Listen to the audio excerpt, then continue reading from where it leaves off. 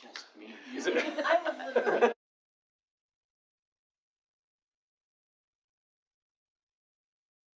All right, here. Okay, we will go ahead and get Somewhere along started. there's a triangle. I would like to welcome everybody out to our City Council work meeting for Wednesday, October 23rd, 2019.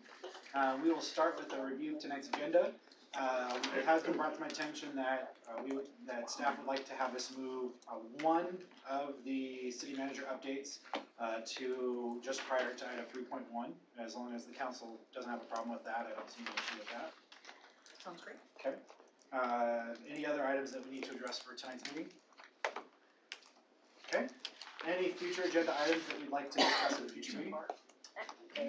That one. Go ahead. I know the mayor forwarded you a concern from a citizen about some code enforcement stuff. I talked to that citizen for quite a while yesterday. He's been dealing with this issue, he said, for the last year and a half.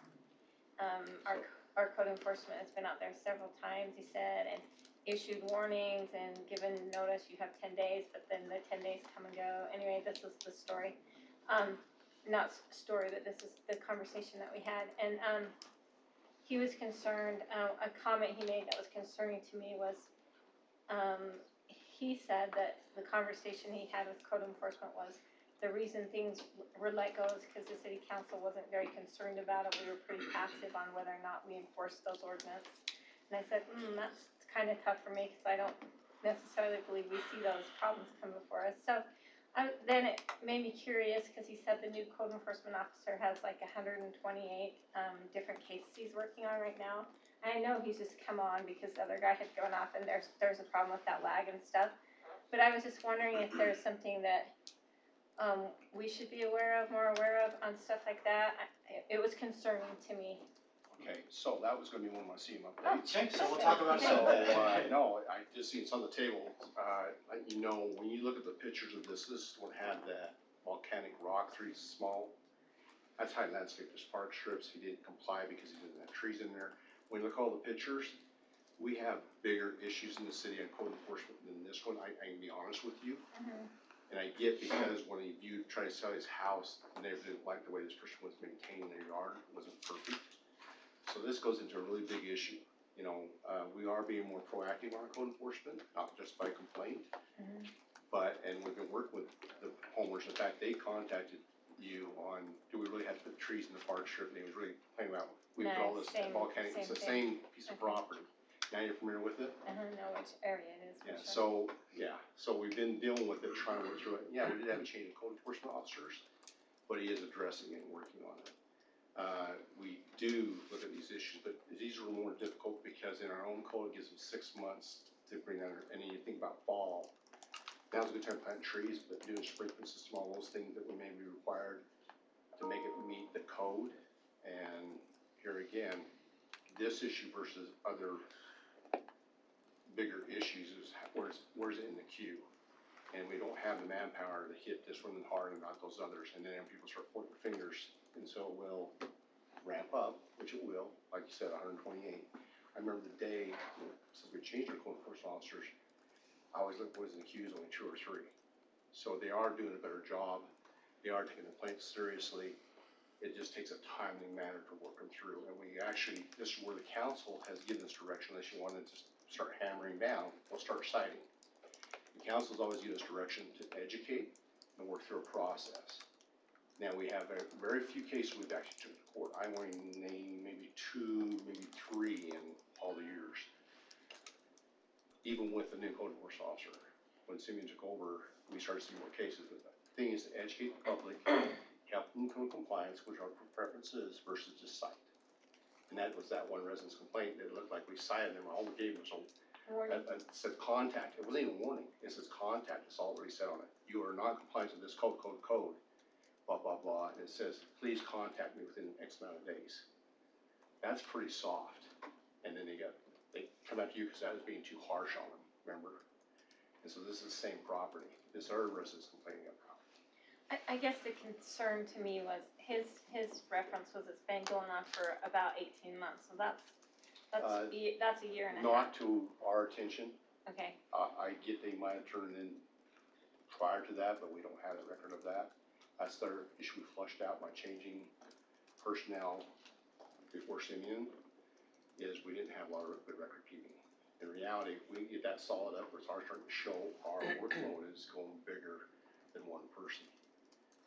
And that's something we're already starting to evaluate, you know, how much more need, you know, we come to you in the budget cycle. And that was my next question, as I see a nod back there, it's like, the reason Eric was bringing it up was, is it because we don't have enough, that we need So, another code that would enforcement? be- We always knew that, but we didn't have the record to document it. Cause I know that all of you, I can say I have the need, but you wanna know you wanna see the documentation for the need. Right, And I compare ourselves to other cities, see, at our population right now, back when a neighborhood city was that size, they had 6. And our philosophy's been a little bit more softer, but they also put guns and handcuffs on those people, they worked pretty hard. Mhm. We've been trying to do an education process and more softer educating we're going through it. It takes more time spent with each one of them. And I think, well, Lynn's here, Michael's not, Michael. We have already started queuing up what the FTA request will be for this next budget cycle. It's on the list, but here again, you know, as we meet, we'll decide out of all the extra people we wanna add, is this the priority? right. Okay. Yeah, those are just some of my concerns, and then the other concern is I do have concerns that if we issue something to someone that says, hey, you need to be in compliance within X number of days, that it doesn't, according to this individual, we don't go back out and make sure they're in compliance, because I'm fine with it, doing warning, if that's the appropriate thing to do, I believe, is talk to people, help them understand, try and mitigate it, try and figure out a solution to it, but, then if we set a deadline, we need to follow up with the deadline, and then they have to just, we've talked about deadlines here before. And we've had deadlines before, and then they go contact Ombudsman, and Ombudsman gets follow, it's like a recent case we're working on, guess what Ombudsman said, put them right back on a timeline that we started, worked out with the residents, so. Here again, if the council wants to take a more firm approach and go by the ordinance, it's very clear, the documentation where you get cited. And we can do that, that's your correction. Here again, I'll send you the pictures, well, you probably already have, because I know the mayor does, and you do. I'll store you all the pictures, and I'm a fussy person, as everyone knows about me, but it's not as outrageous as it seems to be. Right, and anyway, I just wanted, I didn't I'm know not if we saying, should have a but here conversation again, about it. yeah. So if we We continue to realize have, for each conversation, because if it's a conversation wants to enforce the ordinance more firmly, then we will. If you like our approach, we'll continue on the path. But here again, you had the person that complained on it before, we went out, and the person complained to council because we was enforcing, giving notice they were out of compliance. And we're trying to keep up with what you want us to do. It's the same location on this one, which is interesting enough to me. Yeah. You're seeing both sides all in one month. Well, I'm definitely supportive of the education first and working with them. I mean, government is already so intrusive in every way, shape, and form, and when we bring them into partnership, it's far better. So I don't know if were you wanting to bring this on for further discussion? I just wanted to just know if we needed to discuss it further, just I felt the same way. We did have code enforcement come talk to planning commission in their work meeting 2 or 3 months ago, and that seemed to really help them just kind of understand the process and how we enforce and stuff, so well, that was. we may wanna That come was have, gonna be, Yeah. I was gonna have say them the come, same and then thing. introduce the To new code report to enforcement us, to you. yeah. And here again, when councils, cycle out at their tenure, it reminds us we gotta continue bringing these things back and educate these Yeah. processes. Yeah, And because, that's not the only thing, I mean, the dynamics have changed, I mean, in 4 years, how many residents have we added to our city? yeah, So we're probably due for a conversation. Like I says, about it. we're getting enough documentation now that it lets us up on, educate our processes, get direction from you. You like our process, you want us to change the process, and number 2, we have documentation that we have a stronger need than, we know it, now we got documentation. So I if they, second the motion for future conversation. okay, so since we have yeah, 2, we'll I put it on think the we should, agenda. should our We'll come bring the education piece, we'll see how the next agenda looks, and you'll get Thank a you. draft of that agenda, if you feel it's too crowded, let us know. Okay, thank you. All right, I did have something that I would like to, The only thing I wanna say with that, Mayor, is I'm sure I was gonna tell council, that resident that's complaining about that our resident's property. City, apparently he contacted you, which is great, but he also said he might come in tonight and make citizen comment. And that's fine, I just would caution the council not getting what's right and what's wrong right there. It might be lengthy. Thank you. I did have an item that I was hoping that we could bring up to a future, meeting, if it was okay with council. Had a discussion with, recently with, one of the landowners on 134th and, Mountain View, regarding that piece of commercial property there. And I think it might be helpful to have them, as we look long-term in our future and our plan, to invite them in to have a conversation about that property and see, what's going on with it, and just communicate better with them, as we know that that's a strategic part of our, economic development plan, and see what roadblocks might be in the way on as far as the city might be concerned, and other things that we can do to help make sure that we're being an economic development friendly city. So just at a future meeting, it doesn't have to be anytime soon, that's something that I think would be beneficial for all parties involved. So I'm supportive of that as well, and I think honestly, sooner rather than later, not necessarily for my timeline, but just that is a really valuable piece. And while there's momentum on the surrounding corners, us understanding what it is we have to offer in terms of a land asset helps us maneuver better. So I don't think delaying on such a prime piece serves us at all. I think moving forward with haste is always good with economic development. And I'll add to that, I think that the owner recognizes that, and seems as if they're heading down a path to do things to help make that site more marketable. So for us to be able to understand that, or figure out if there's a way that we need to partner better on that, whatever that is, it's all gonna be beneficial to us, so I would agree.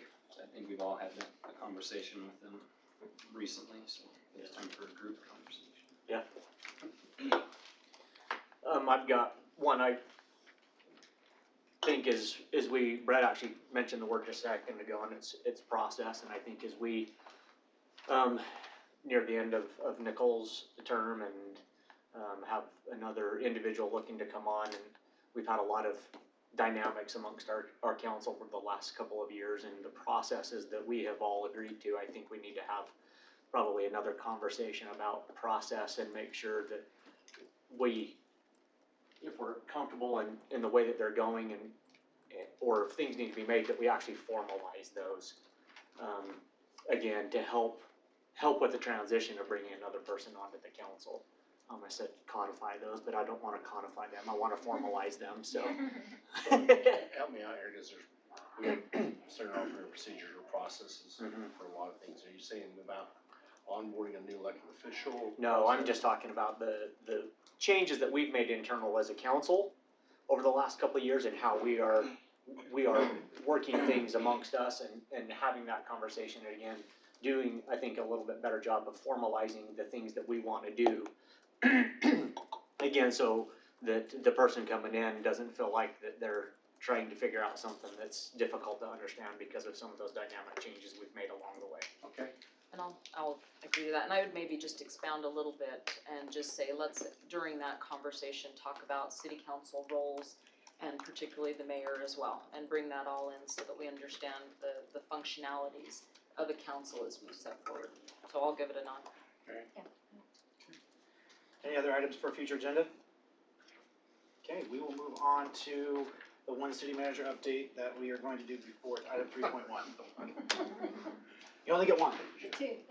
Well, we got a bunch of work. Boy, it's me, right? Yep. It's really not me, but that's fine. There's 2 days. So today, we had a meeting with, the Miller Group that's, doing the tour of Utah. And, Deloy Hansen came in, and he would have been here tonight, but he had to fly out, he's going to the RSL game. He thought that was more important to be here. But we invited John. That's always important too. Because this is rolling so fast, like I said, today, and then we gotta get, your staff needs some sense of direction what he wants to do, because there's a timeline here of a letter of intent from our city to be a part of this. And so, some of the best people, John Lindsay's here to talk to it, but we'll roll out, we have a video, and I think some of you are familiar with the tour of Utah, and, gonna spend some time on this week to actually kind of boil down, see how this affects us. Sizzle.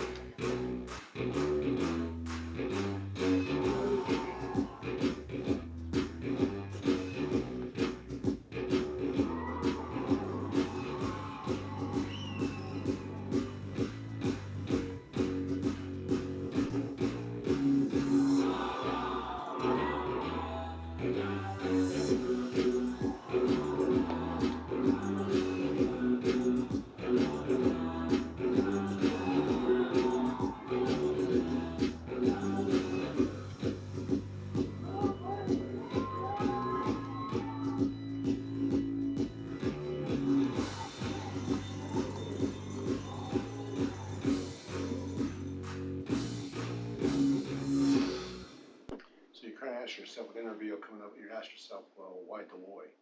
Deloy is pretty passionate about cycling. I just learned that today, as he is, he's so passionate about a lot of things. He says cycling and soccer seem to go together. I didn't know that either. So, but what was interesting is you have Zions Bank Stadium down there in Arcell Academy, and what they're kind of looking for, does the city have an interest of hosting the start and finish of the Tour of Utah, or just one leg, a piece of it, one day of it? It's gone And- through before, hasn't it, through Harmon? Was that Yeah, down Mountain View. So- We'd be the host city. But when it came past before, we were not the host city, that No, city we're just not. came past And us. it just passed Sherman was gone, but it would launch out of Arcell Stadium, Zions Bank, it's not Arcel's, there's their practice It's the facility. zebra, but it would come through the city. What do they There was a- want for it to be a There was host a lot of city? ask, but in reality, John, I've been hearing for the second video, is, there was a lot of asks, of course, when you become a host city. But we haven't had a chance to go through all of it and try to figure out what the dollars may mean to the city. This would be next August 9th or somewhere around there. So we have time to budget for those things, get ready for it, but also when you think about this, all the people coming in our community and spending time here. But Deloy, because their facility's already built, can host, I would say almost 75-80% of the things A that's lot of going it, on. a significant amount of it we can put on at our facility. That are Right, part of right. the asks, so you Yeah. would be pulling a lot of the asks off and taking care of them on your side. Right, yeah, so, I've had no time to prepare for this, this is not my baby, so, let me It kind was of just a preface sign this. that David comes, so. John Kimball is a guy that used to work with us at RSL, and he moved on to our Real Media, and then he moved on to the Jazz, and that's how he got to be the director of Tour of Utah. Him and I were kind of doing some ticket swapping, and while we were talking about it, he said, we went through Harriman, and I was telling him what we've done out there, and it just started to click, and our minds were like, look, this is the perfect place to stage and host the beginning of this race. And when we started to lay out the reasons why, his RFP has a significant amount of asks from the city that's either going to be the front or the end of the race, right? There's a lot of programming, there's a lot of police work, security, barricading. I mean, it's days before and after as opposed to just cutting through the town. So when we looked at the RFP, we went through it with Deloitte, and he's just like, I can do that, I can do that, I can do that, I can do that. And we just started to figure out that this makes perfect sense for us to do at the training facility. So in a long story short, I think we can take a significant amount of the burden from the city and bring something that would be an attraction to not only our facility and what we're doing in that area, but to the city and economic values for the city as well too. So we thought we'd jump on and capture this opportunity and propose it, so. They actually send notice out for cyclists from 120 countries come into the state of Utah for this. So it's not a small thing, it's a very big thing, well attended.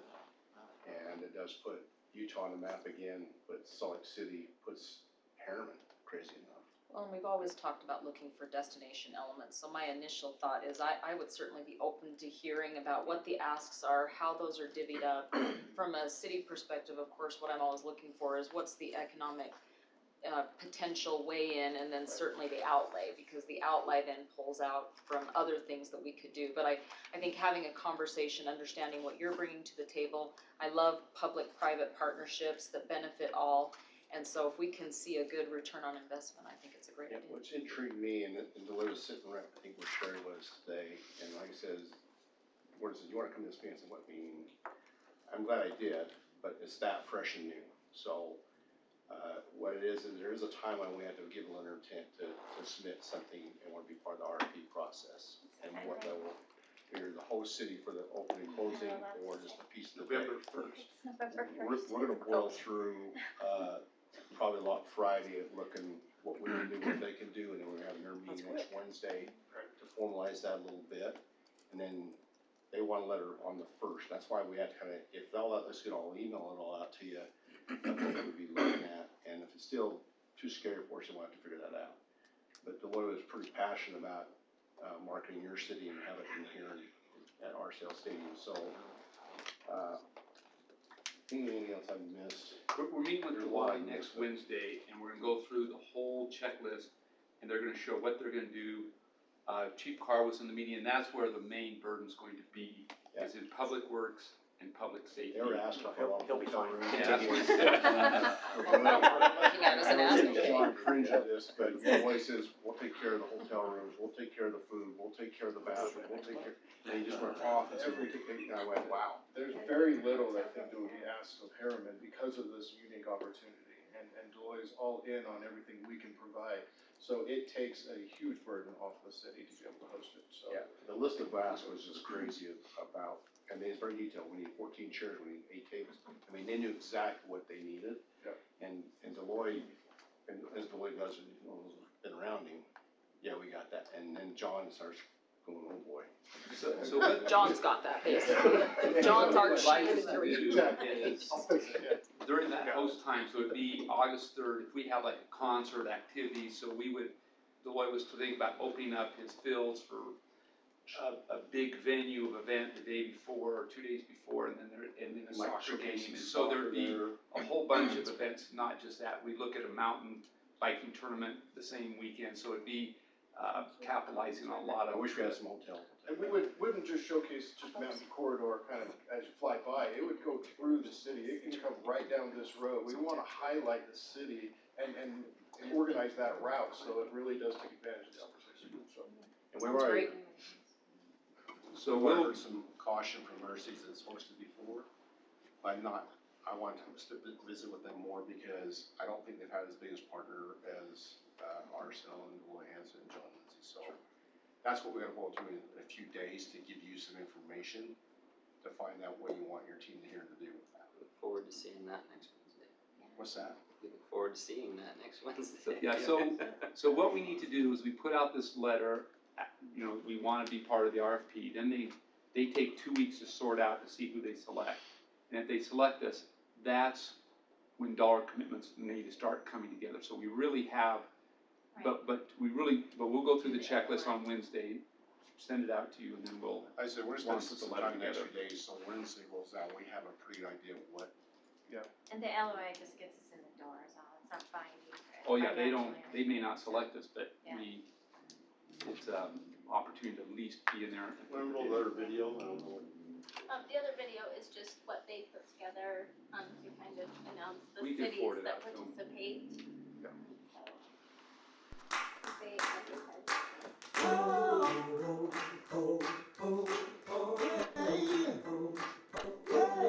Speak to me now, I'm coming out. Show me the ground, teach me how. I'm freaking out. Take it all out. Speak to me now, I'm coming out. Show me the ground, teach me how. I'm freaking out. Ain't gonna let it all.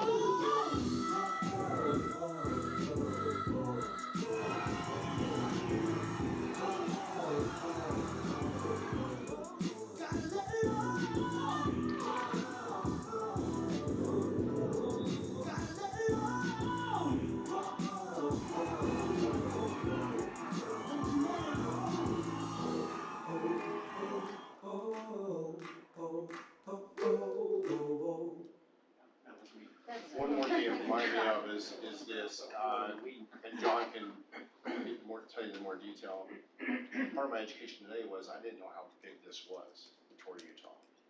So there's only two big bike races in the United States, Tour of Utah and Tour of California. Our big race is Tour de France. So there you go, it puts on that high It's level. definitely a national, event for us, but it's a world event. That there's 17 teams, I think, if I remember right. I don't remember the numbers, this was today, but it should be on my mind. But this is, multinational, so this would be a really good opportunity. And I think that what we can do to partner would put us, hands down in a position to be able to take advantage of a start. So if we can start that race here, I think it'd be a great thing. Awesome, thanks. Especially on short notice, well done. Exactly. Sorry I had to be a team updates, but there you go, right? If you want to discuss it more, probably a lot on the 30th, but we'll probably, yes, it's part of the combined meeting a little bit. So we didn't get a nod. So, you have none for me, do you have the nod you need? A lot of work to do. Okay. All right, we will move on to item 3.1, discussion relating to a text change to the land development code and animal shelter as a conditional use in C2 and A1 zones. Except Michael's not here, so Brent. I got, I don't have a presentation or anything. No fancy bike race. No, pretty slide. This is just for information tonight. This is a text change to add animal shelters as a conditional use.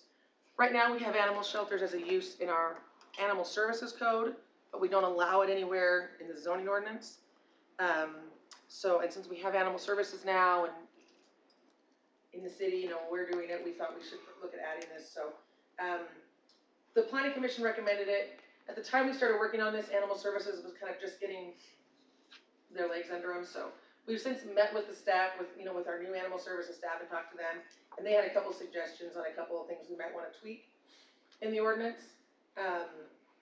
So we'll be bringing that back to you, in a couple weeks, maybe the next couple meetings after we talk to them, but this is just to see if you guys have any concerns about animal shelters, and adding them as a conditional use in the ordinance. Bryn, when it was not originally included, that was an intentional thought at the time though, or was it a little bit of because I know we've had other, misses in, as we redid that whole code and where some things No, were it was listed. never in the code, and it wasn't like an intentional, we don't want these in the code. It was just never a use that we had. Just never used Yeah, to have. yeah. We always knew we might be changing the code because we was always looking at, no matter what we did, we're bringing in-house, or if it was somebody else, we'd have a shelter out here, making convenient for residents in the area. No, I remember at the planning commission, at first it could be like even A251 during on an acre, and I was like, but, and so I noticed you guys, that was all changed and stuff, so. Yeah, so they changed it to A1 and C2. Yeah. They put some minimum lot size and kind of distance restrictions in it, yeah. That's good. Okay? Thanks. Good job. You didn't even need a See. All right, we'll move on to item 3.2, Wasatch discussion. Okay, this is me, so we're gonna talk about Wasatch and Rosecrest, the development agreements. But the reason we're here is the Rosecrest and Wasatch have proposed amendments. So Wasatch has purchased property that's subject to the Rosecrest development agreement. And so it's on parcel 35 and 39. So Wasatch is proposing to amend the agreement to include that property.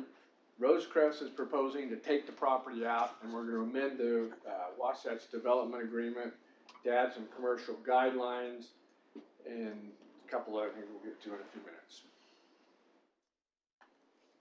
This is where the property is. Those two little squares, you've probably seen those before. That's 35 and 39. This is the 2008 general plan that's applicable to this property, and I'll show you why in a little bit. And it shows commercial and mixed use, so it meets the requirements of the general plan. The property is currently zoned C2 and MU2. The C is the red, the purple color or lavender color is the MU2. This is their proposed amendment. They have submitted this already. So this is kind of where they're going. C2 with RM in the center. This is their combined site plan, so these are the two parcels.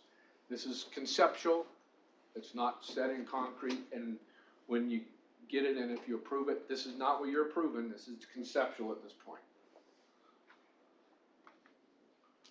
I'm going too fast, tell me. Cause I got a lot of slides. So, with the Rosecrest and the Wasatch proposed amendment, we thought it would be helpful to give an understanding or give a little presentation on the underlying agreements, so we can understand what we're amending. And copies of these development agreements were previously given to the council. So the original development agreement was with Rosecrest. In June of 2000, the city approved the original development agreement for Rosecrest property for 1,040 acres. And this is one of the exhibits from that original development agreement. Can you just, is that Rosecrest Road, the main road coming through, is that a proposed Mountain View, or what is that? No, there is no Mountain View in this one. That's the lake, okay. That was the alignment of Mountain View at the No one time. knew what it looked like, and so there was all kinds of drawings. Somebody drew it with a crayon, a big crayon. So then in June of 2007, various parties, including Rosecrest and Wasatch, disconnected from Bluffdale, almost 4,000 acres. And that January 1 of 2008, the city annexed those approximate 4,000 acres into the city.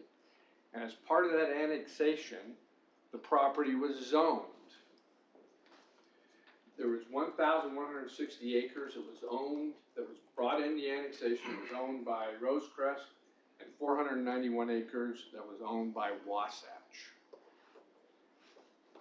It's a lot of property, 4,000 acres, huge. This is the copy or print of the amended annexation to Harriman City. That's what's filed. That's that 3,900 some odd acres that came from after the Supreme Court approved the de-annexation from Bluffdale. As part of the annexation, as I explained earlier, the annexed property was zoned and a zoning map was adopted. Oh, by the way, Bryn really helped out with this, and the pictures are hers, Nice. and pictures are worth 1,000 words. When you see a couple maps, you're gonna say, excellent. That's why you couldn't do that, like, you were busy. That's right, I was working on this all day. So this is the zoning map that was originally adopted. It's still in force and effect over there in that property. That was adopted as an ordinance. Then in April, after the annexation, in April of 2008, the city adopted a general plan to the annexed property. And I showed you earlier this little area here. That's where the switch, the requesting the switch takes place.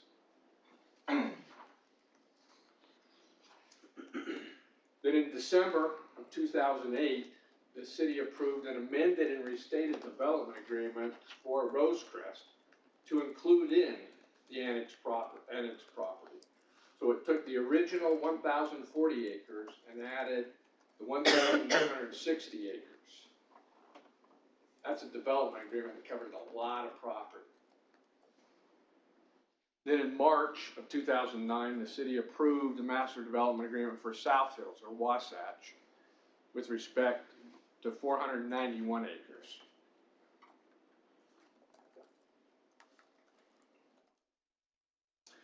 Both the development agreements are similar and govern a substantial portion of property.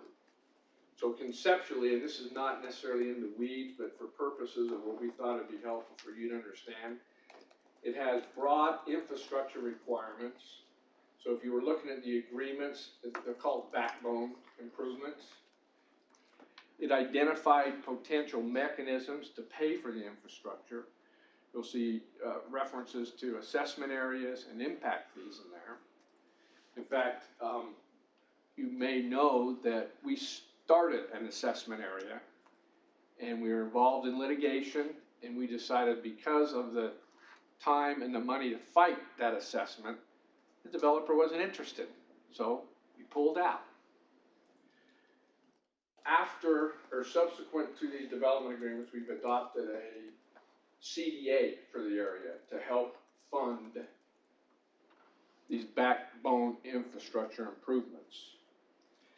And last year, it produced about $500,000.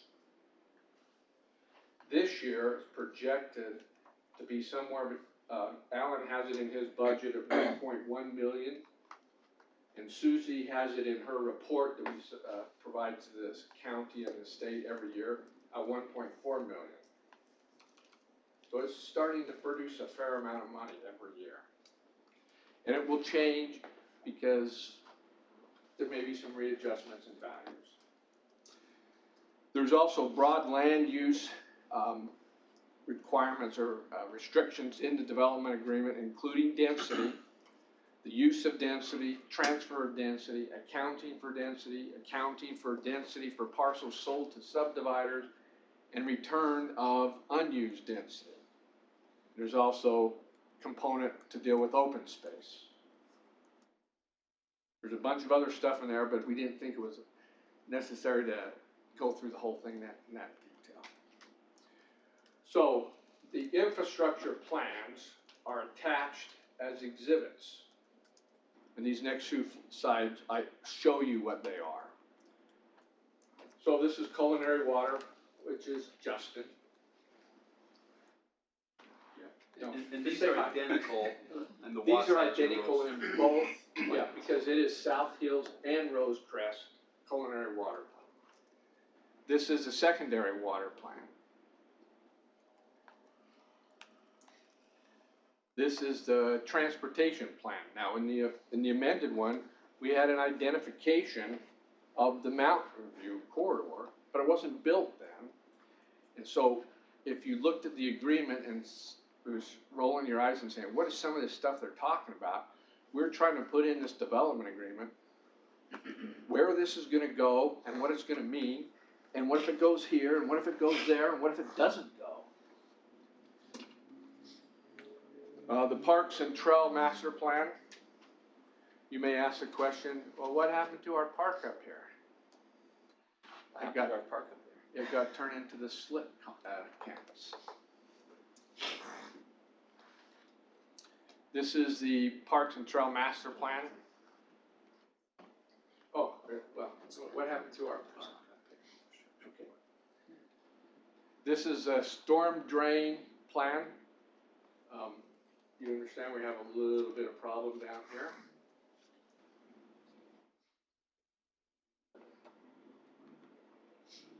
So, according to the Rosecrest Development Agreement and applicable ordinances, so they locked their ordinances in time. So according to those applicable ordinances, any proposed use in the Rosecrest development area will conform to the intent of the 2008 general plan and the PUD approval that gave a total number of units allowed.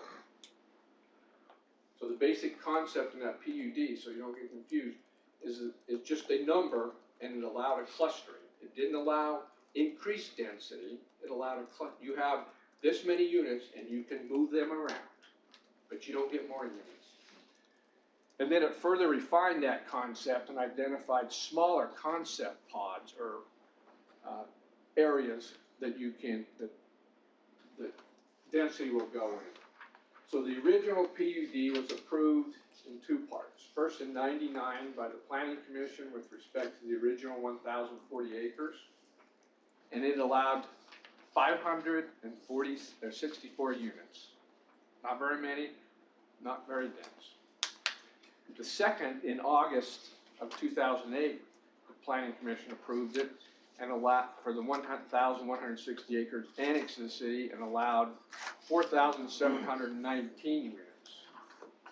for a total of 5,283 units that will be spread around in these various pods. So the PUD was approved before the development agreement?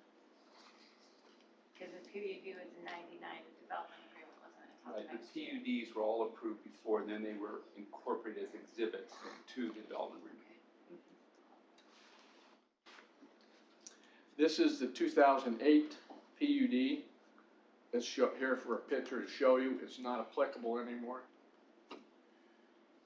The Rosecrest PUD was amended twice since it was adopted. Once in April of 2012 to include the Salt Lake Community College property, take that park out, and again in February of 2014.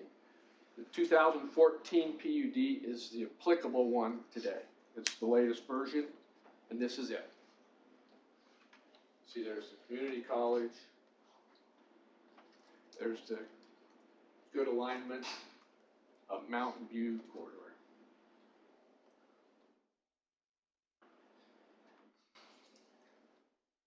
So now the land use component. There's an interesting paragraph, and I'm sure you have a question on, about subsequently acquired property. So concerns were raised about acquisition of additional property, and paragraph 17 was added. So it's in two parts. So if the property that is added is outside of the annexed area, then the parties have to agree to add that property to development agreement. If the property is inside the annexed area, then the property is automatically included within the amended development agreement at the option of the developer, master developer. But it has to meet there's two requirements here. One is the added property has to be developed pursuant to the general plan, which is that 2008 general plan. And the residential units shall be increased by the average density. So that's 4 multiplied by the number of added acres. But that density, or those number of units, goes into a bank. It doesn't go to the property.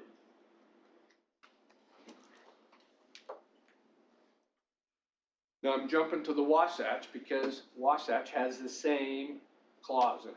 They're almost identical, except Wasatch average density is 4.5.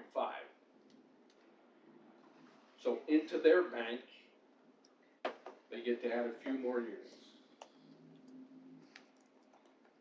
So they piggybacked onto that. So Wasatch is the same thing. Now we're over to the Wasatch agreement. That has to conform to the 2008 general plan and the PUD approval, and the PUD approval was further divided up into concept pods, identified smaller concept pods where caps the density in any particular pod, and that PUD allowed 2,209 units. On the 491 acres. Well, yes, but they added additional property. I'll show you that in a minute. I wanted to talk about paragraph 17 at the same time. Now you might ask, why would we add something like that to a development agreement? That automatic. This is why. Developer and city had a good relationship, and the developer says, I'm going to acquire some of these OPOs, the other property owners. And the city says, that's great because we think it would make sense to develop all of this as one contiguous concept. You won't find that clause in the development agreements or on confined pieces of property. But on bigger pieces, it's something that developers ask for. Because this covers more than just their property.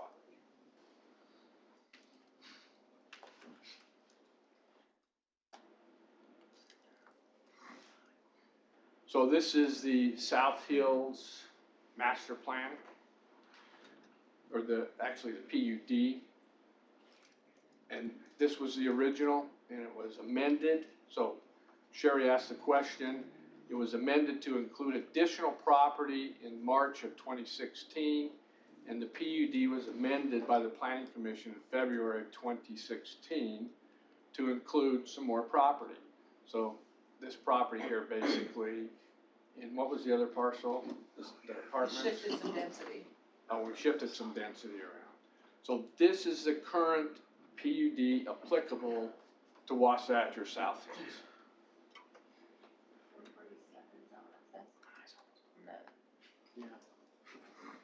So now back to the switch. The area proposed for the switch is identified as commercial and mixed use in the 2008 general plan, and it's currently zoned commercial in MU2. So an amendment should also include some commercial design guidelines, because the ordinances that's applicable to this development doesn't have design guidelines for commercial. So we're gonna add to the development agreement commercial design guidelines, like rock, brick, windows, you've seen that type of stuff before. And they're gonna have to go for a rezone, and they've already submitted their request for a rezone.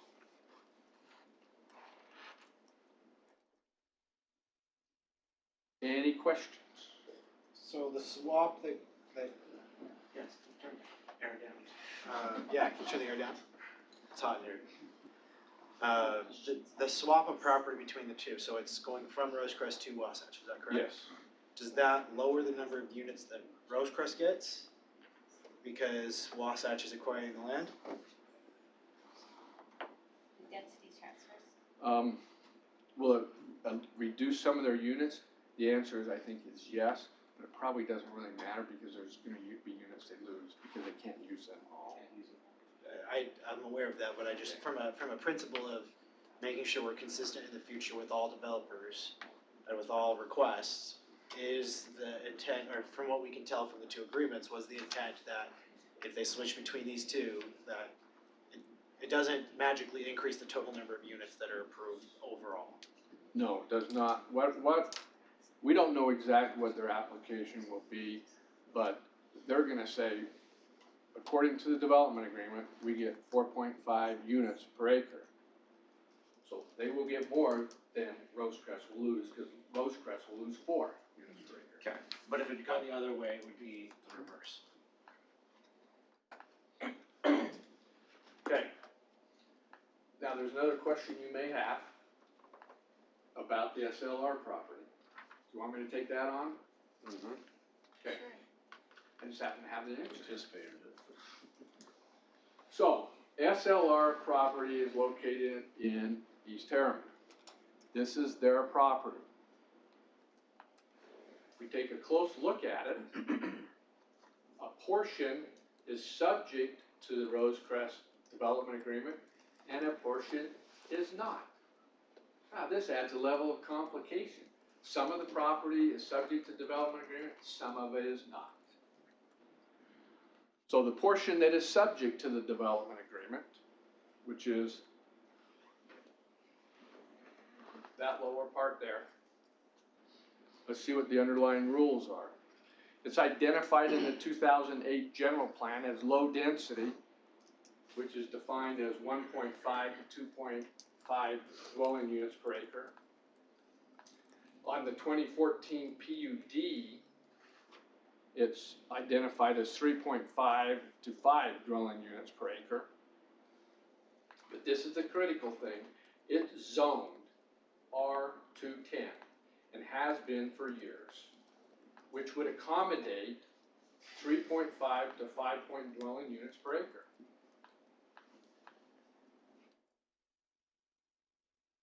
So if they came in with an application today that met the requirements of the R210, I think they get it So the, on that property.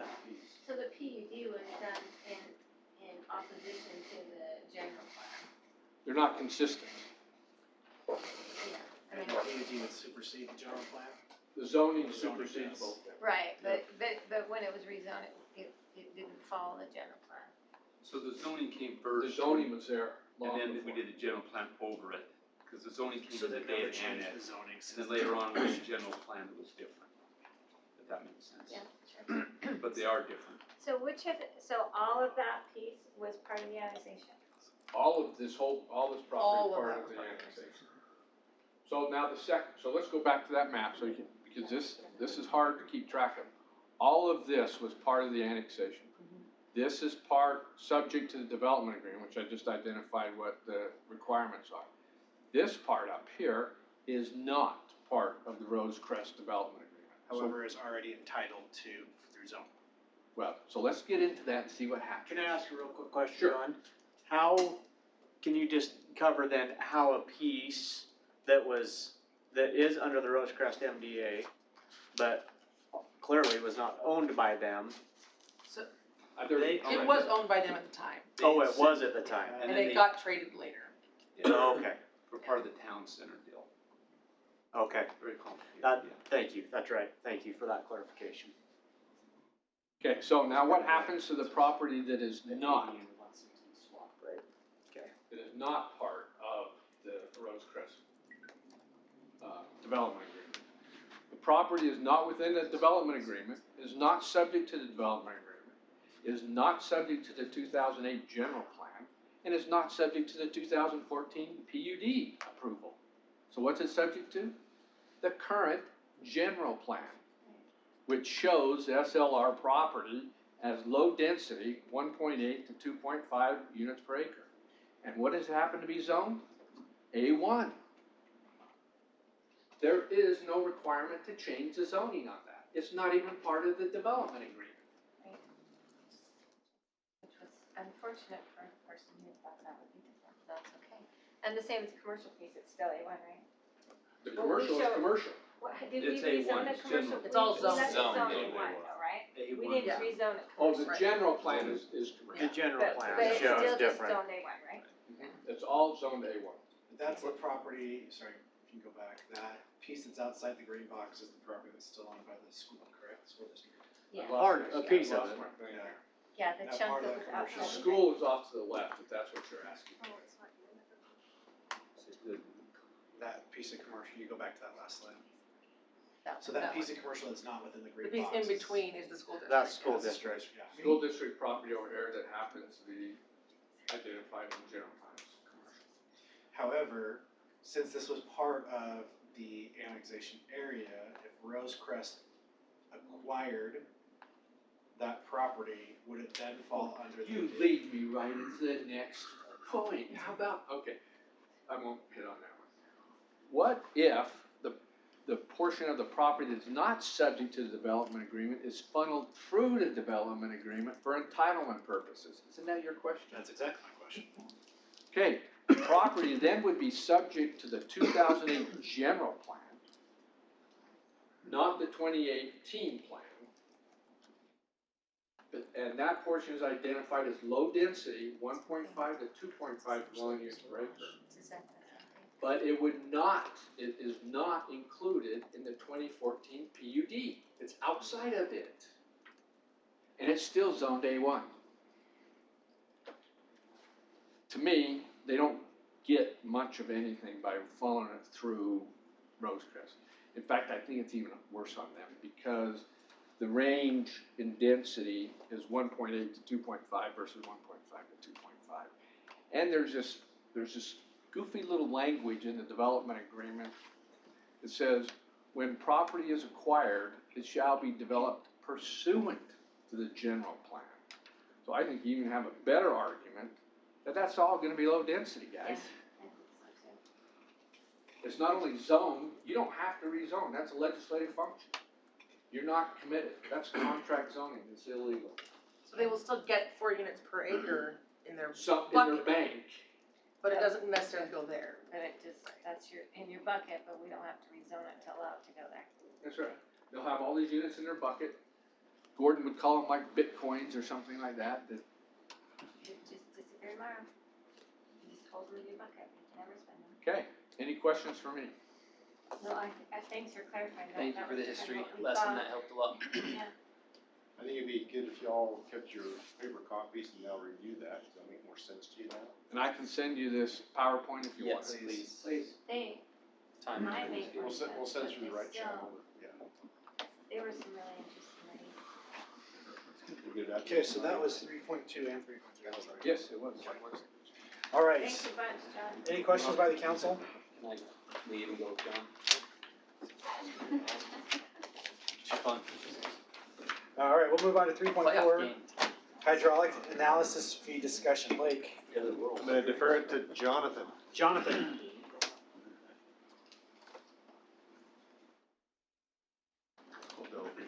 So, the engineering department would like to propose a hydraulic analysis fee for developments coming in. But I wanted to give just a little bit of background. The state required a hydraulic modeling analysis for each development or new construction on the system as they come in. And this actually existed a little bit before that, but there were some modifications made, so the state rule is effective January 14th. Now, right now, the engineering fees that we assess do not include those efforts to require that analysis or provide the analysis. What we've been doing over the past 5 years is kind of a combined effort with the city the engineering department and the developer. Now, just recently, we retained Hansound Luce to calibrate and update our water model to be up to date, obviously, with SCADA information or tank levels and pressures that we're seeing recently. We updated that model. They have an updated model that's pretty interactive, and we also retained them and asked them to evaluate each development project as they come in, and they would be the consulting engineer who would evaluate each model. Measure the effect the new development has on the existing. That's correct. Yep. So they would evaluate, and that's the state's requirement that it has to be able to See, see. believe me, that happened to my neighborhood until they actually tested it and saw the numbers were ridiculous.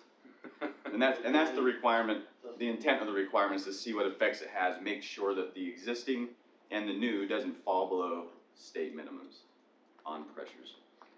So what we've done is like I say, we've hired Hansound Luce to kind of take a look at the model, calibrate it, and also do every development as they come through, as opposed to this developer, you do some of the analysis, we do some analysis together, it's just one consultant. And so at this point, developers are not required to provide that hydraulic analysis.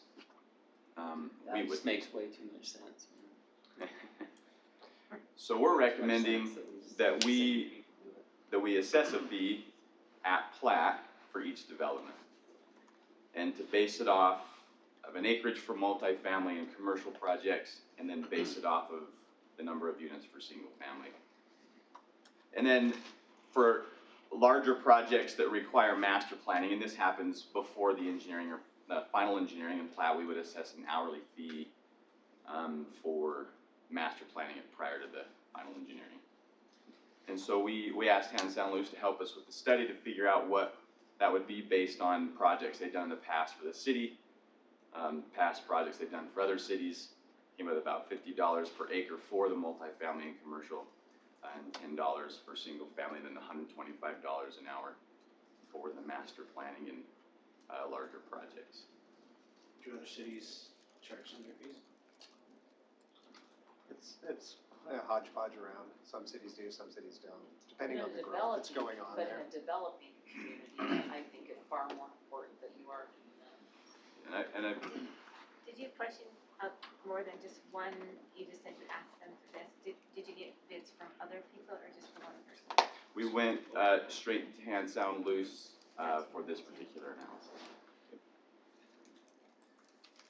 So what we would do is if the council's okay with this, is we bring this back at the next council meeting for adoption as a fee into our fee schedule. And this would be a fee that would be charged to developers, not to the residents. It goes for new developments, so the developers or whoever's bringing in the land. But still to the rest. Somewhere else. This amount is actually probably going to end up being a better deal than what the developers were paying the consultants to do it in the first place. because we're getting, economy of scale. And it's consistent, and we're doing that, so we're making sure it's up to what we wanna see. I think it's smart to get this in place, cause not only Jared's neighborhood, but Copper Creek, when first incorporated, flooded several times, we was this high in water down there. If this would have been done, that would have been mitigated right up front, and we wouldn't have had that issue. And the sad part about it is, a natural act of God, they call it in insurance world. Insurance house covers doesn't cover them all that, so it's sad. So houses that got flooded in the basements, and it's really. Do you have your notes? Bring it back. Do you have your notes? Yes. Okay. All right, we'll move on to 3.5 then, which is the Houston Avenue project update. Talking about that again? Please tell us. Let's get you. I gotta get you. When it comes up. It's moving. We've, continued meeting with people. And so, we'll just kinda go through. I'm gonna kinda do it in a little different order. The sidewalk pieces that we talked about a little while ago. This was amazing. We went out, met with them once, told them what we were doing, got it surveyed, prepared deeds, took them to their house, signed them. No complaint, no concern, like, wow. It was fantastic. It was a wonderful opportunity. Did you step through a wormhole? The road's already paved in front of them. It must be something with a dirt road in front of your house, makes you wanna not develop. I don't know. So, what we're doing right now is we have the fence contractor, on board, and they were supposed to start today. I don't know if they have, but we're gonna move the fence first, and that's on the property that's located on the west side, the green property. And the fence has to kick back to make room for the sidewalk. Then the next step is wait for Rocky Mountain Power to move this transformer here. If it takes too long, we'll come in and put sidewalk in and put more sidewalk in and leave a section out until they move the box. And we've coordinated with Rocky Mountain Power. I think we have a work order number for it, but I don't think they're in any hurry to get it moved tomorrow. So we'll see. But right now, our cost estimate is pretty good. I think we're right on with it. And I got the nods last time to go ahead and use the McHouston budget for this. So it's moving forward. We should have sidewalk there soon. Good job. Then there was one property left. We did get the signature from the Stevens parcel, and so that's done. And this is the parcel that's kind of baffling me because we've had multiple times on the phone and in person on site saying, yeah, I'll sign the papers. I'll just get a letter that says I don't have to pay for anything in the end. So we show back up with the letter and he's not there. So the interesting thing is between what we own already that we want to release and what we need to acquire, as you see up there, is a difference of 12 square feet. It's hardly anything, and this property owner would get property back. We've explained that to him, and then multiple times I put some of the dates up here. I didn't have all the dates because we didn't always put it in the calendar, but I went back on our calendar. These are the dates where we got a commitment that said, yep, I'll be home, show up, I'll sign it. We showed up with a notary, and no one home. And these are like 9 o'clock in the morning, 11 o'clock in the morning meetings where we call them on the phone 2 hours before we show up. Uh-oh. Stop despair. running. So, Yeah. no one's home, see?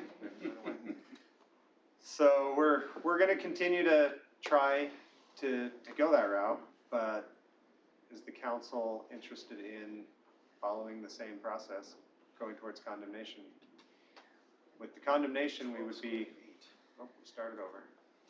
I thought that we just talked something about that we can just move forward and then get this taken care of as we move forward. So I think, I need to look at it, but I think we can go ahead with doing the curb gutter and asphalt, and we'd have to leave a section of sidewalk out until we can get it resolved. I think that's really what the difference is here. But, and we're not planning on doing that until like the end of May, as soon as school's out, right? And so the likelihood of having paper signed between there and leaving out those sidewalk. So I think we'll move forward with the project and bid it out, get everything going, and we'll continue to work on this. If there's a piece of sidewalk missing when we finish the road, it means that we're still working on this. Because I'm the hoping we can resistance of the property owner, I mean, you're seeing we're making attempts to contact him.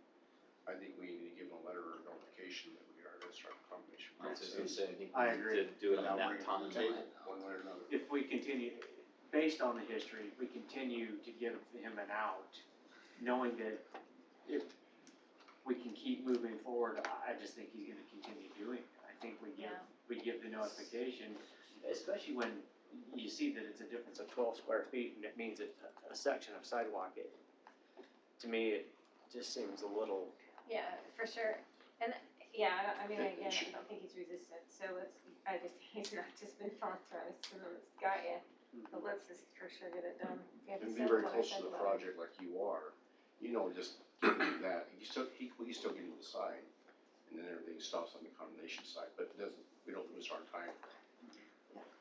Just one more So, year to that next one. week we'll probably. First step is letting them, we're gonna proceed down that path and see if we can get to the table.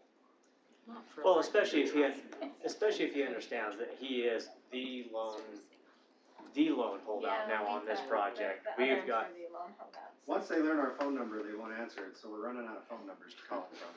Stop busting it, just start showing up. Yeah, so, And Blake has tried it, you know, since we're out plus a notary, every time we let them, we try to catch them all. That's significant effort being made.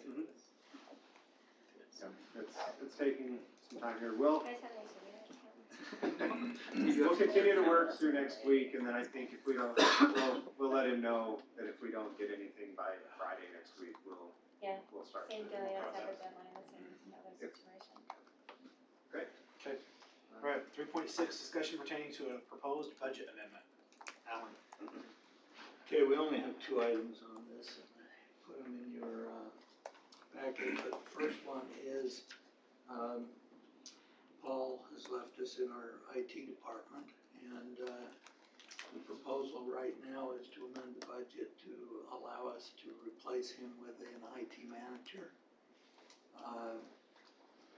And that would, take about 55,000 for the remainder of the year, plus benefits to do that. The other one,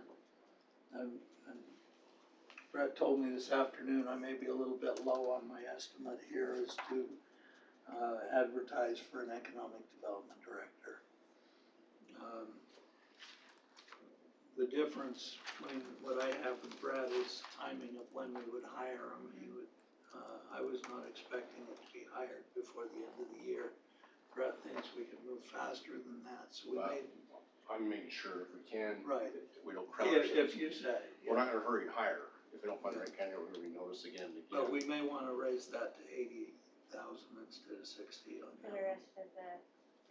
I just don't want to be cut short. And this is not for approval tonight, these are proposals that will come back. You're to a calling it an future economic meeting. development director, Correct. yeah, definitely the higher. And council knows I've had conversation with you, our concerns about this area, and I mean, we've all discussed this, how important this is to our community.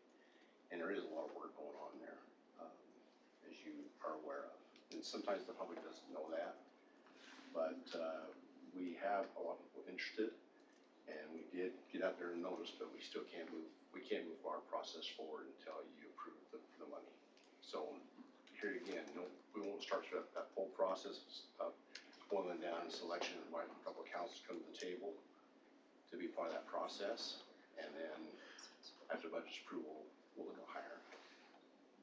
When we start the interview process till we have a budget approved.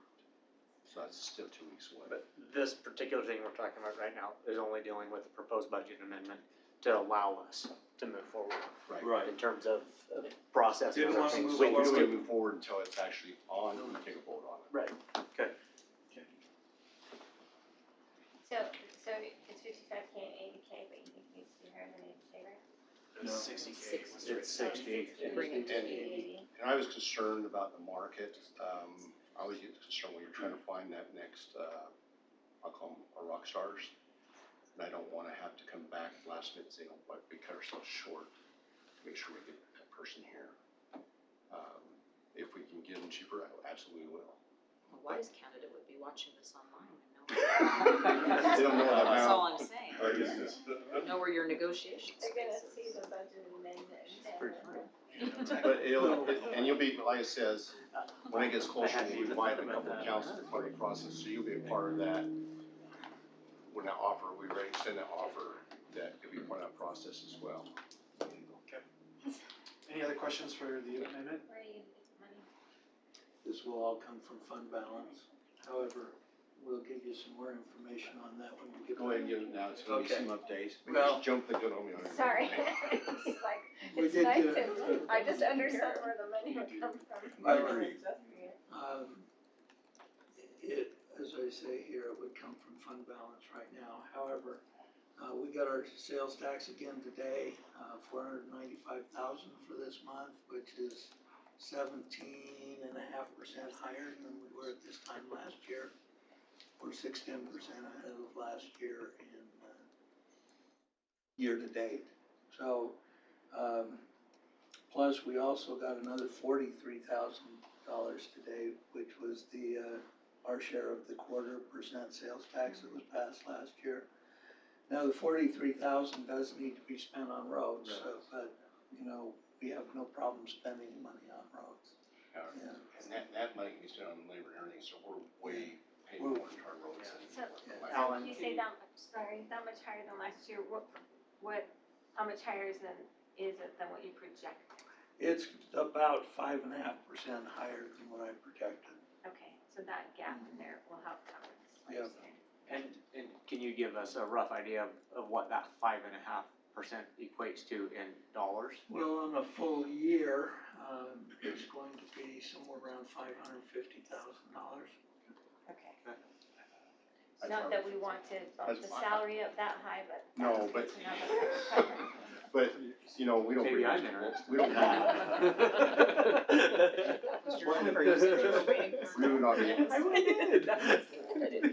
We would not be asking for this, we feel very, very overly confident that the money can. Point of interest is when Gordon assigned me to take over as IT manager almost 5 years ago today, it was supposed to be 2 months. So how? Well, he just meant, 2 months plus 5 Well, years. we got a good return on our investment then. And we'd have to get our. What? It's reliable pieces, more work. Alright, any further questions on that? Okay, we'll move on to 3.7, presentation of elementary school proposed locations. Alright, this is a follow-up from our last, council meeting and discussion about the need for a new elementary school in the northwest quadrant of the city.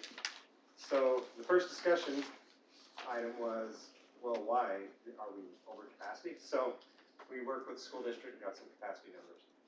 The main school that is of concern is Bastion Elementary.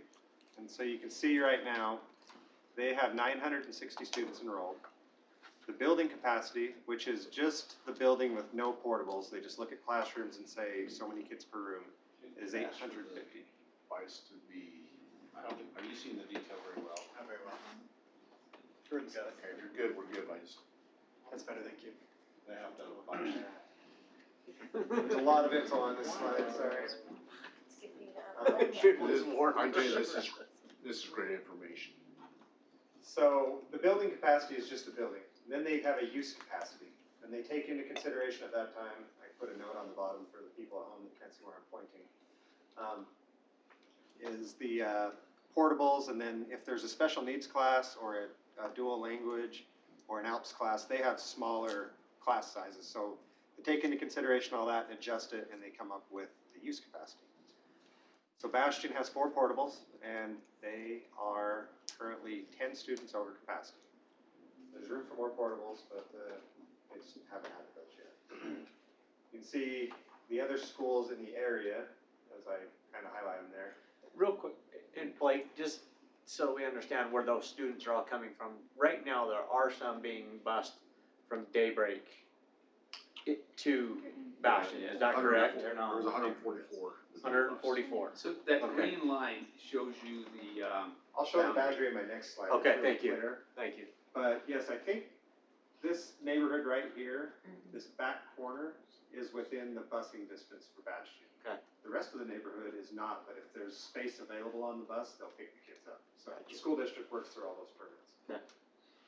And so you can kind of see the other schools, Silvercrest, if it was just building capacity, would be over capacity, but they're approaching it. And remember, there's more development to happen here in the town center that will yield more students.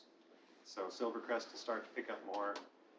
And Harriman Elementary, they are a little bit under. There's not a whole lot of development there, but that's one of the schools that can be used to help offset some of this overcrowding. Butterfield Canyon, they have 13 portables, so it's just, Pretty interesting then. it's crowded up there. I mean, you get that many portables, lunchtime and stuff like that just gets busy, so. So those are some numbers to keep in mind as we go through the rest of this. So let's see. There we go. So the Bastion Elementary School is the one we're focusing on. That's the one that the school district has, estimates showing it's gonna be double capacity in like 3 years. The yellow line is the boundary. So you can see the boundary is huge and it's developing quickly inside that boundary. Can you just point that out? I'm sorry, the whole top half? all the Everything. way- Everything, okay. Yeah, everything's that boundary. So, and that's just because there were no other schools really in the area when they drew the boundary, and there wasn't a lot of development. The boundary was done. How far north does that go? It goes to, I'm not sure how far north it goes. When they did this, there's not a lot more there wasn't a lot more daybreak development in the north. Now I think up in that area they're building fast. So you can see Daybreak Village 8. You could see. Good presentation, everybody. Technology manager. So Daybreak Village 8, that school is scheduled to open in fall of 2021. So when that opens, that'll take the students It's almost from like up we there. need an IT manager. The school district gave me a number saying that Just showing you how bad you need it. currently there's 154 kids from the north side of 118th, which is out of Daybreak, coming to Bastion Elementary. So that kind of gives you an idea where we're at. And those will all go away, right? Those will all. Those most likely will all end up going to Daybreak Village 8. That way they're not having to cross 118. So I'm just gonna go through some of the projects that I anticipate will be built out and having homes in them by 2022, which is the target for this school that they're looking at building to offset Bastion. So, we got Autumn Sky, that's 58 multifamily units. That was part of the Miller Crossing development when it was done. There's 58 left in there. Then you got Big Bend, which is starting up. They're gonna have 133 single-family homes right around Bastion. Teton Ranch, which might be a slow project because those are big lots, more expensive, 222 single-family units. But Where's the barn? in a couple of years, there could be some units coming out of the ground there. You got Jackson Village, which is 315 units. If you look next door to Jackson, there's Teton Village. That's a 55-plus community. The school district doesn't take into account students from those areas because it's a really low yield rate. You got Creek Ridge, which is 315 units. That one, the developer put it out to bid to home builders or other developers to sell off that property. It closed October 1st, so we should probably hear from someone pretty soon on what their plans are there. Then you have the Hidden Oaks pods. You have pod 4, then pod 5, and pod 7. Those are the pods that Ivory has told me they're moving forward with first, which are key to this school that we'll talk about in a minute, the Danzy School. So those totals over the next 3 years, we're looking at probably about 860 single-family homes and those 58 townhomes going in, all within this boundary. And I got some numbers from the school district yesterday. And so if you look at it, in Harriman, in K through 6, single family usually yields about 0.5 students per household in K through 6. And multifamily will yield about 0.2. And those are numbers the school district put together. So you can kind of figure out how many, you're gonna end up with about 410 more students or so out of here, based on that projection, out of this housing. So, we talked about the Danzy School, if it were to get built in this area, we'll call it the Hidden Oaks School, Danzy development, and Daybreak Village 8 gets built in 2021, that date's wrong, but these are boundaries that we could anticipate seeing something like this. The school district goes through a rigorous process with boundaries. This is just a guess at what could happen. But we would imagine the breaks in the boundaries would be the major roads, 118th, 126th. And then over here, there might be some need to cross Main Street to offset Butterfield Canyon. They'll always redo the existing schools, so intersection. Everything They they always- change. Yeah, once they mess with these, it adjusts every one of them. This is nothing. This is just Blake's estimation. It's just like, you think about, I know the school district will try to pull some off of, Lac Ridge, bring that population down, enrollment, and move Harriman boundary, so when all gets moved around, you know, get you a really good manageable number for all the schools in there. And if you look at that line, we love that line being 180, so kids aren't crossing that 120-foot wide right away there. That's 7 lanes. Both 118th and 126th, they're about 120-foot right-of-ways, 45-mile-per-hour speeds. It's just traffic signals. So you're saying that we can tell a charter school they can't pull students from across the street then? We have a better partnership with the charter schools, we do charter schools, that's for sure. All right, so we can talk a little bit about this Hidden Oaks development, this school site. So this is the site that kind of makes some sense right now to build, the next school for the school district to build. They have funding available to do this, these schools currently, without having to go out and bond. By the way, So, like, just educate the council, the other white area next to pod 7, just to the left of it, that is a middle school site. They already purchased your Dancy's. both those parcels, this one and that one, are owned by the Jordan School District. They've closed, they own it. Chief's having about that. So the key issue that the school district sees with this site is access.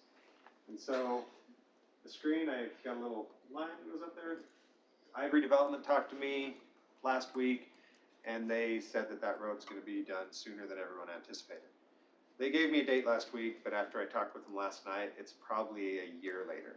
But the school district doesn't plan on opening this school till 2022, and a year later meant 2021. So we're looking with maybe having the developer, the school district, and Harriman kind of work together as a partnership to maybe do something if this is where the school. Ready? So the key thing is timing with this new development. I'm showing the 3 pods that they're showing because this road will get built over to pod 5 and 7, but this road will have to get built over to the elementary school. Regardless, this road and this road in the master development agreement are capital facility roads, so they're impact fee reimbursable roads. So if the school district has to build it, they'll at least get reimbursed for the road or offset their impact fees with it. With this development, this also brings water, sewer, power, gas, so all the utilities come up to the school. Makes pretty good sense. And then the target open date again is August 2022. So last time we talked about a handful of other sites, and so I put stars kind of guessing from our conversation. We were throwing out a lot of ideas. There was SLR ideas, there were Teton Ranch ideas, there was this Daybreak Village 9 idea, some other ideas down here. So I just kind of went through each one to highlight what are the pros or cons of what could happen out here. This is not to say anybody said this site was good or bad. This is just to say this was a site that maybe the school district will look at. And then I did highlight, I've kind of glazed over the charter schools. We've got AAA charter school under construction right now, and Athlos is constructed. Talking with the school district, they have to consider those students that go to the charter schools, that they have to come back into the district. They don't have to have space for them in the boundary school if they leave that school, but they have to have space in the district for them. So That's a state requirement.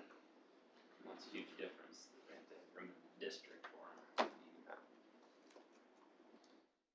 So, if we talk about the 2 Creek Ridge locations, that's the ones out furthest to the west here.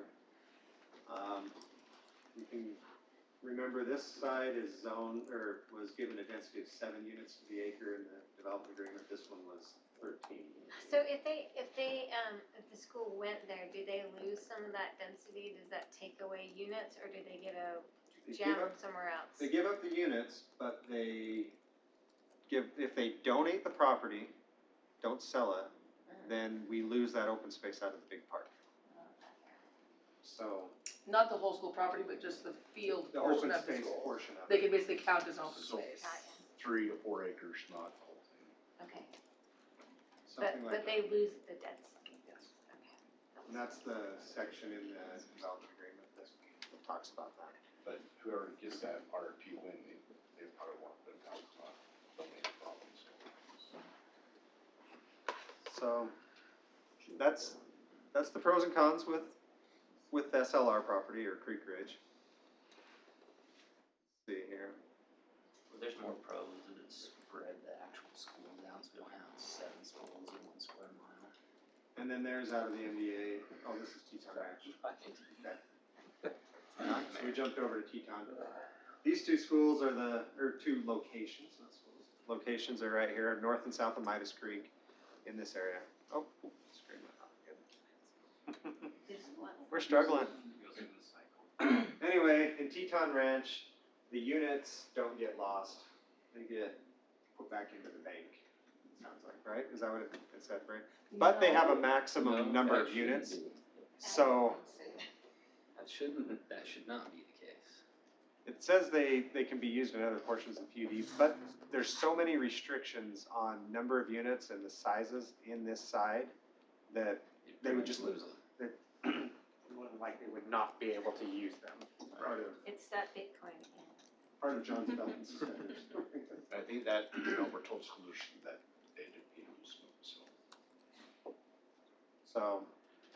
So that's the options there, but both of these sites are so close that it doesn't offset the. Likely face significant resident opposition. I The think other- another issue too is that the school district actually owns the property on down parcels. And so we're talking to finance, they're pretty strapped on budget, this is the only school they can even do because they're capped out, right? They were doing revenue bonds to do these revenue. So that's the section out of the development agreement that talks about the number of units and which pod. So we're talking about a site here and a site, or a site up here. We could put it in the senior housing. Just kidding, joking. Good idea, that would give them Don't want some to sell it. vibrancy and Don't want it there. yeah, help them feel young. Okay. The other site was the Olympia Hills potential location. This one, it's not the city, there's no roads, there's no utilities, there's no in-service unless they annex. It is a long time frame before they would ever get, I think this one would, the school district last week told us that if there were too many hurdles, they would just put this school over into West Jordan, is what I think the representative said or 2 weeks ago. So I think this one would cause that to happen, it's just too much to handle, and they would just move it. So that kind of axes that one out of a reasonable site. And then the other potential location is down on the other side of the boundary, next to the Olympia Hills site. This one would also require roads and utilities, would require property acquisition, and there's multiple parcels involved. And Same chances in that. gets really complicated. And I just, going with old farmland people right there, families, they're not interested. So. Yeah. And this would likely filter all the traffic down onto 6,000 West. So we have some critical infrastructure needs there. So out here you would have a lot better infrastructure around those. We weren't trying to be leading, but we kind of like your direction. If we were leading, we apologize, we just want you to. I see no problem currently based on the information provided with the Danzig property. I think I've been fairly leading. I'll admit. I would like to see if we So can- meeting with the school district, there was a meeting yesterday that was held, and a lot of this was discussed. The board and I think members are the facilities people, part of the facilities board, and after Blake spoke, understanding the dynamics, they felt like, wow, that information about the dive your homes moving forward, answer a lot of questions for them. and they're very excited about the opportunity, how it can offload some of the population of their schools. What I love about what Blake has put together and the amount of time he's put this last 2 weeks since we met last time on it, is that it's been done very methodically. You know, analyzing all the concerns that you expressed, and this is a good fit.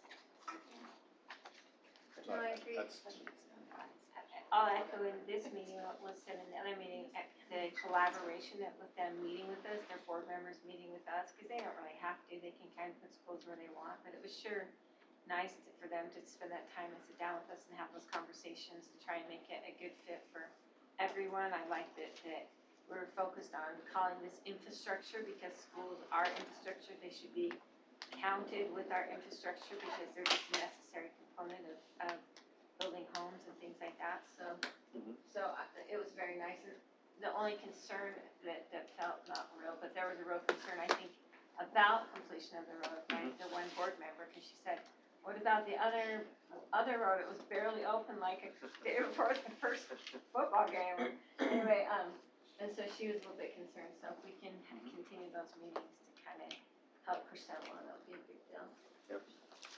Definitely. And that, after the meeting, I did stop and talk to them about the road being Capital Facility Road, and that did ease their minds a bit, because if it wasn't, then they would be on the hook to pay for the road entirely and never get reimbursed for it. And so, like I said, it eased their minds on that. Yeah, I think that you have the nods on the dancing side. Okay. We'll continue the meetings. Okay. Awesome, thanks, Blake. Alright, we'll go on to item 3.8, strategy work meeting overview. You've got about 15 minutes. On, February, sorry, November, I'm jumping that far. Friday, November 8th, is having our, council strategy work meeting. Like we say, the only two things we have on there to help drive the budget, capital projects overview, and then the general plan updates. Is there anything else you wanna bring up, you wanna talk about those policies and process during that time? Everything I was kinda wondering, could we start early, like 6:30 in the morning, be done by 10?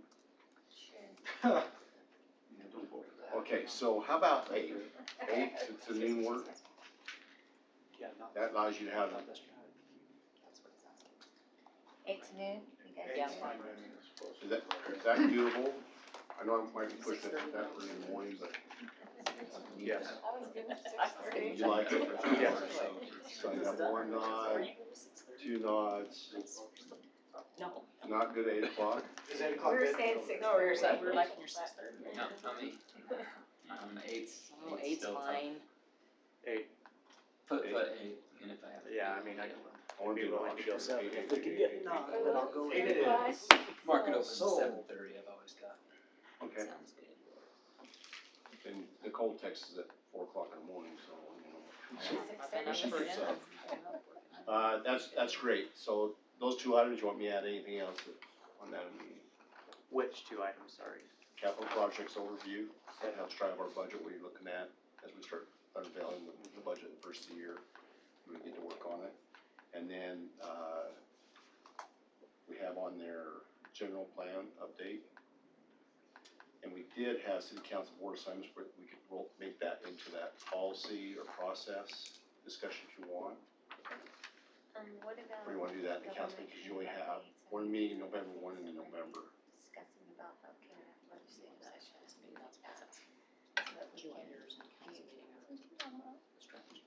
Council. What we want to focus on during legislative. I was gonna say legislative. Yeah, And we usually talk about legislative session stuff. I just think that would be a good time, because that gives us a couple months in advance to really zero in on those or figure out how to strategize, because so much of that stuff gets decided well before actual meetings happen, so if we can have meetings before, that would be good. Well, and planning out our Strategies. our strategy meetings with each of our representatives. And I'll tell you why we like it being done by noon, by the way, we have another purpose, and I'll tell you that, we get that far and see them updates, next item. Okay. We've got 10 minutes, are you good to run a couple of city manager items? I can talk fast, but you'll have to just hang with me. Okay. Go for it. One item on here, my slow things down, we're gonna talk about code enforcement, that's really good. We finally got another meeting with Carlos, with UDOT to meet, next Tuesday at 3:30. Don't know who could be available. But again, we were told we were going to December. You said Tuesday at 3:30? Yeah, it's gonna be at UDOT, off 47th South and 27th West. I can do it. I can too, so Two. whoever wants to be there, if you guys want. Jared and Clint, is that what I heard? Sure. Okay. Someone's writing that down for me so I can. If you'll send invites, please. Yes, we will. Also, with the council support, we sent that letter out to the Board of Regents about, Salt Community College's Harriman campus site. We've already got some good feedback from, Salt Community, I keep wanting to call it SLIC, Salt Community College about, they really liked your letter, that you sent out to them. And we are already starting to set up appointments with individuals with the Board of Regents. And I will send that calendar invite to that. I'd like to have at least one of you, if not a couple of you, to help tell our story. And why we're pretty passionate about that moving forward. As you saw in the previous thing, the city gave up 30 acres of open space in the park for that. Say the residents in that area gave up. And not only that, the millions of dollars infrastructure's been spent on stormwater, water mains, roads to get them come out of the ground. So I'll follow up with you on that. One other thing, we have some things coming on next week. As you've heard, we're one of the best top places to look to work, and heard that on the mountain board meeting before. Well, we're doing a kind of a week celebration. Here again, I'll do some calendar invites. I'd like to see if council available can hand out t-shirts. I think it's on Tuesday. Do you have like slingshots or anything cool? Oh, yeah. Shoot him in the face. T-shirt guns. T-shirt cannon. Is this your time to, is it? Gonna drop them from the drone. T-shirt, it says best place to work, it's their logo that they advertise. And that survey was done by your employees, by the way, that's how they were selected, they feel really good about working here. What day are you looking at again? That one is gonna be the t-shirt, Tuesday? is T-shirt Monday, T-shirt and Taco Tuesday. is Monday, As in the 28th Monday? like November November? the 4th. November That's a 4th? Tuesday. No, That's that's a Monday. Monday. What time? I don't have a time next to it, but we can make that morning hours. That'd be good to know and notice. And then we're doing Tuesday, we're doing, we have ice, we're coming to do mini shakes for the employees, and I then can the help on 6th, that. we're doing Schmidt's cookies, local cookies, just to kind of make it, appreciate their. What time are the cookies? More about the Just for the I'm just trying to get them all on my calendar. Alright. But here again, it's, appreciate it for our employees. When you emailed us the. Let's say it's not during health care. When you emailed us the locomotion, will also be here on Thursday at 8 a.m. That's what you're really doing. Yep, coffee and hot chocolate. Coffee, hot chocolate on Thursday. Nice. It seemed like there's something. And then after our, meeting, HR and myself are going, and a few of us are going up to receive our award. It's all like that at dinner. And, receive it out to the award. So, and then they will launch it out November 2nd, by the way, in the paper and stuff. So, it's kind of a big deal. Awesome. Good job.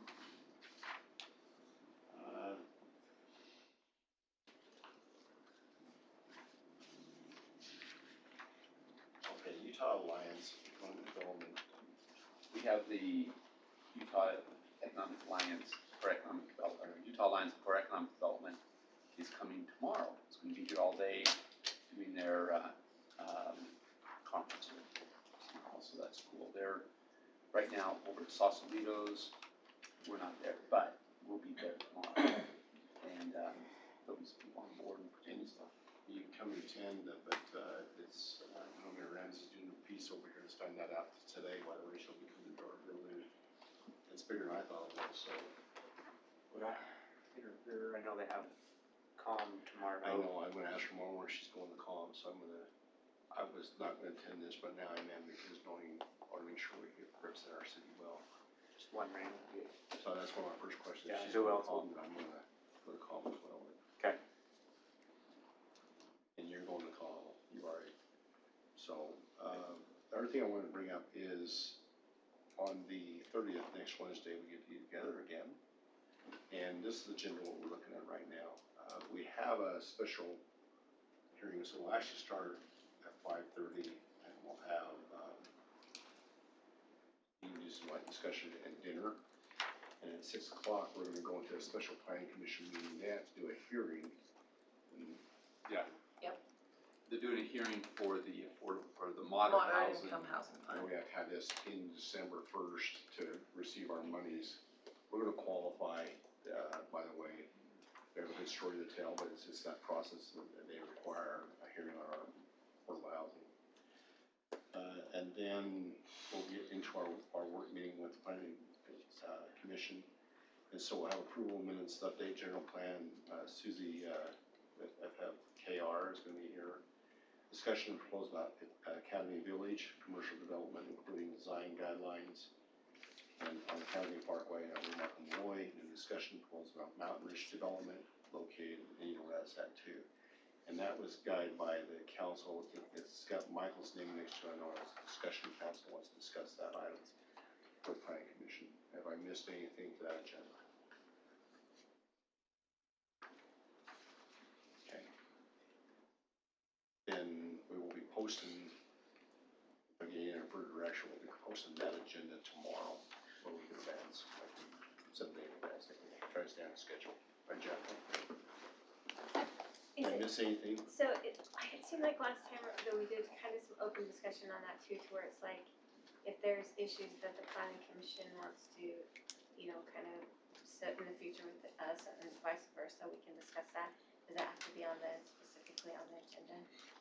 Be nice to, but we can put on there a discussion of any items planning commission Yeah, is concerned about. I mean, Just something like that, because it seemed like that was really productive. I thought we had that process for the chair to come in, but if you wanted to have that and then join me, that's no problem. Well, I'd like it for the chair to come in, but it's nice just to have this Okay. little round table We'll- discussion if We'll we add that can. piece, and Jack's already We writing like the them all. thumbs up, she's got it. Yeah. That's what makes my job easier, I don't have to write If it. there's items that they want us to know, and vice versa, that would be good. So I'm gonna look at, that's all I got hit with. I mean, Jackie helps you my cheat sheet here, but it's changed about 6 times since I saw her, since 2 o'clock, so. So you think you're done with manager updates? That's all I have. That impressed me after the whole work meeting. With that, before anybody has a chance to bring anything else up, I'll accept the motion to adjourn the work meeting and go to our general meeting. Second. All in favor? Aye. Aye. By the way, you can count on that. Oh, yeah. Just put by you. We don't have to come back. We have Yeah, closed. closed. We have closed for property.